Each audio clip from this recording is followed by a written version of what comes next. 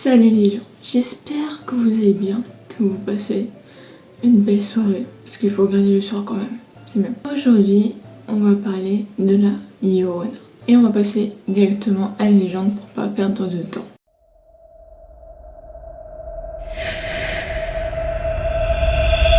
Au cœur du XVIe siècle, Tenochtitlan, désolé pour la prononciation, était le théâtre d'une légende qui faisait frémir ses habitants. Chaque nuit, alors que les étoiles scintillaient dans le ciel noir, un silence pesant s'installait, interrompu par des pleurs désespérés. Cette mystérieuse femme, connue sous le nom de la Llorona, était dans les rues, vêtue d'une robe blanche et le visage masqué par un voile.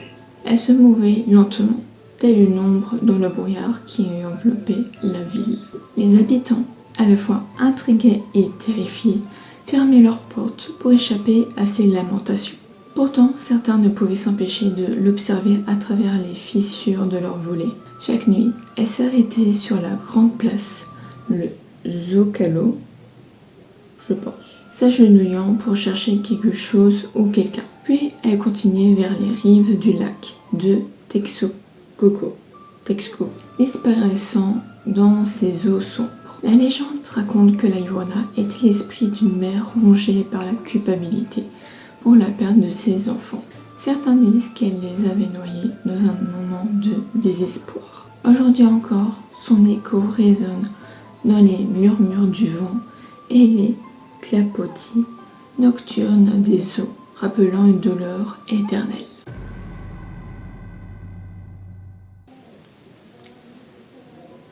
J'ai les cheveux qui vont dans mon bouffon. On va passer maintenant au témoignage. Et en fait, j'ai pas trouvé de témoignage.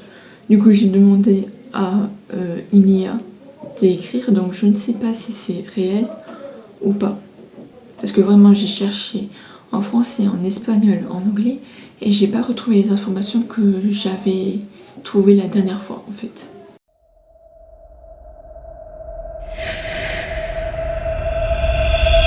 Témoignage de Luisa.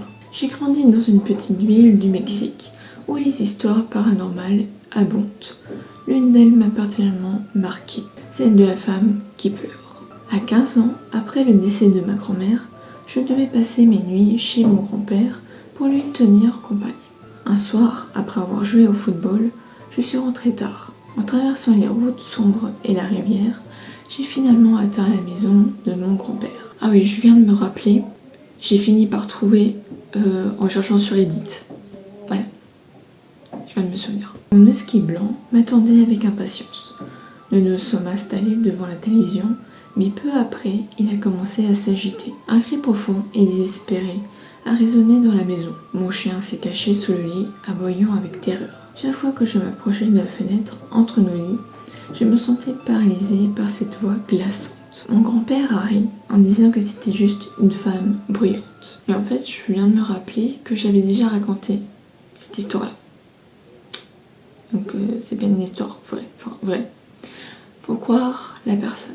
Deuxième témoignage. Ma mère, originaire d'une petite ville près de Zacatecas, avait aussi vécu une expérience troublante à 14 ans. Un matin, à 3h, elle ressentit un besoin urgent d'aller aux toilettes et appelait sa mère sans réponse. En se retournant, elle a vu sa mère au pied du lit, habillée d'une robe blanche, les pieds flottant dans les airs. Terrifiée, elle s'est couverte avec ses draps. Quelques jours après, pendant une panne de courant, toute la famille a entendu les cris de la Llorona à 3h du matin et n'a pas dormi de la nuit.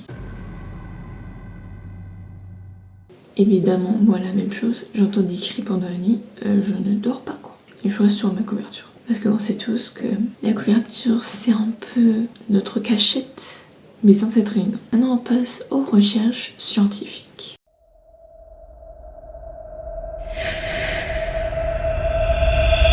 L'existence de la Llorona, figure emblématique du folklore latino-américain, suscite un intérêt particulier tant sur le plan culturel que scientifique. Les légendes racontent qu'il s'agit d'une femme qui pleure ses enfants perdus, errant près des rivières et des lacs. Bien que la Llorona soit souvent perçue comme un mythe, certains chercheurs tentent d'expliquer ce phénomène par des facteurs psychologiques et socio-culturels.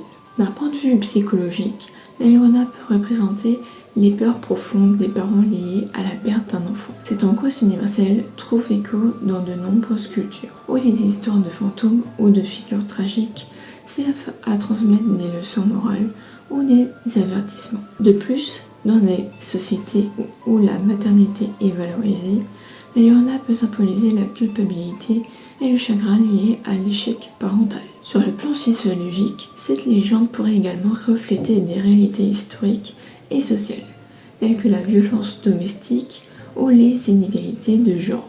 Ainsi, bien que la Llorona puisse sembler être une simple légende urbaine, son existence dans l'imaginaire collectif peut être interprétée comme un miroir des craintes et des luttes vécues par les femmes à travers les âges. Maintenant, on passe aux théories.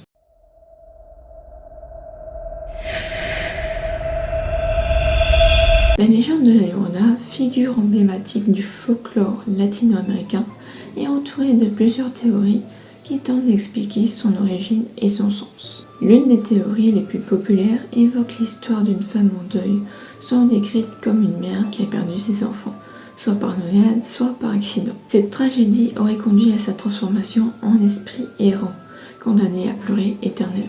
Une autre théorie suggère que la Llorona incarne les peurs sociétales liées à la maternité et à la perte, comme je l'avais dit avant. Dans des cultures où le rôle de la mère est central, cette légende pourrait servir d'avertissement sur les dangers de négliger ses enfants ou de succomber à des passions destructrices. Certaines interprétations mettent également en lumière des éléments historiques liant la Llorona aux souffrances des femmes pendant la colonisation et aux abus qu'elles ont subis. Cette dimension sociale enrichit le récit, transformant la Llorona en symbole de résistance face aux injustices. Enfin, les chercheurs suggèrent que cette légende pourrait être une façon pour les communautés de traiter les traumatismes collectifs, en utilisant le folklore pour expliquer et donner un sens aux tragédies humaines. Ainsi, la Llorona représente non seulement un mythe fascinant, mais aussi un reflet des luttes et des émotions humaines à travers le temps. Bon, par contre, en vrai, c'est un peu comme j'avais dit tout à l'heure. Bon, après, théorie, c'est un peu lié aux recherches scientifiques. Donc, ne venez pas me blâmer. Et dans mon ancienne vidéo, que j'avais supprimée du coup, il y avait une théorie qui disait que les bruits, tout ce qui est eau, le vent, peut nous influencer. Et on pense que c'est un cri, alors que non. Par exemple, moi, j'arrivais ici, il y avait eu beaucoup de vent, et en fait, avec les volets, ça avait fait un bruit, mais on aurait dit quelqu'un qui pleure. Enfin, au cri, je sais pas. Et donc, il faut faire attention à ce qu'on entend. Et aussi, souvent, ça c'est une théorie, quand on est dans une ambiance ou genre une rivière, par exemple, on peut relier cette légende à ça, et du coup, on peut avoir un peu des trucs psychologiques qui se passent, ou genre, on a l'impression de voir quelque chose. Maintenant, on va passer aux croyances d'aujourd'hui.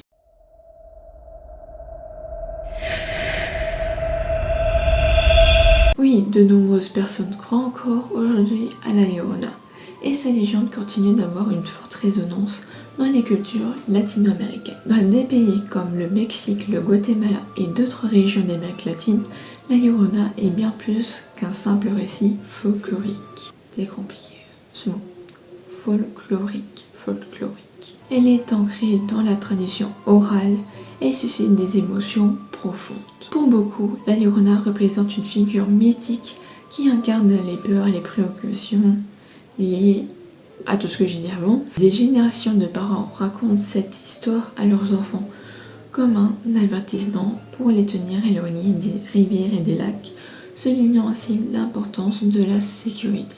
De plus, des témoignages contemporains de rencontres avec la Llorona continuent d'émerger, alimentant la croyance en son existence. Les communautés organisent même des veillées ou des événements culturels pour honorer cette légende, témoignant de son importance dans l'identité culturelle. Enfin, dans un monde où les histoires de fantômes et de mystères persistent, la Llorona reste un symbole puissant qui unit les gens autour des récits partagés, tout en permettant une réflexion sur les émotions humaines universelles. En fait, les croyances, c'est surtout dans des régions qui ont comme culture cette légende. De ce fait, de génération en génération, il y a la légende qui circule. Et du coup, ça fait qu'il y a encore des gens qui y croient. Maintenant, je vais parler des dérivés.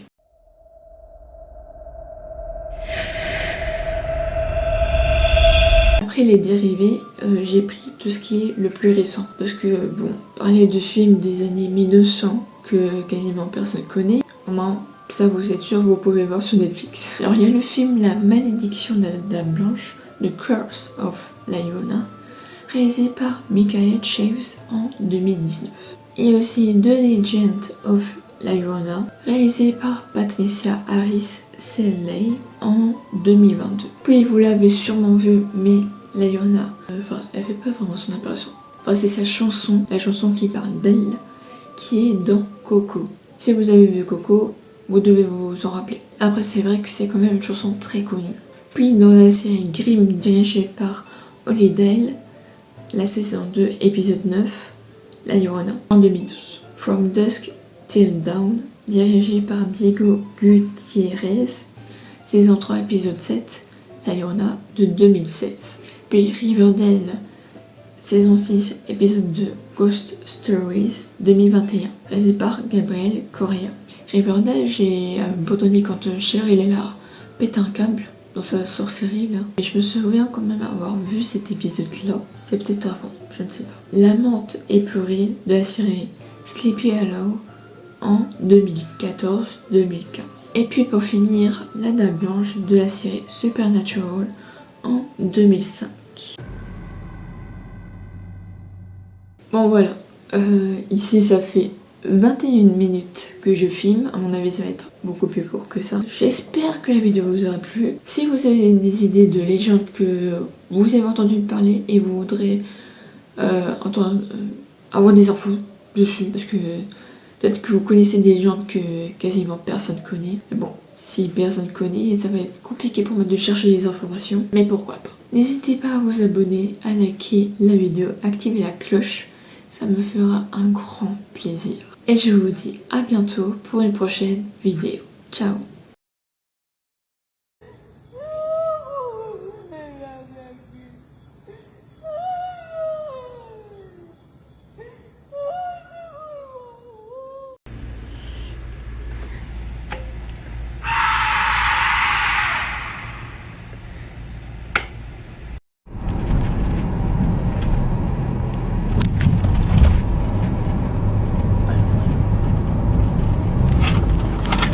Ah, pero brinca la Llorona. Hace 3 días captaron a la Llorona en cámara en el trabajo de mi mamá. Y lo tengo, así que al final de este video les dejo el video completo para que lo vean con sus propios ojos. Contesto súper rápido, básicamente por la noche hace 3 días en el trabajo de mi mamá, las cámaras que tienen sensor de movimiento captaron algo. El guardia que estaba de turno lo notó y empezó a grabar con su teléfono, y esto fue lo que captó. Yo sé un poco de edición y yo no lo veo montado, y un amigo que también lo sabe dice que definitivamente no está montado ni nada. Así que júzguenlo ustedes mismos. Entrando video.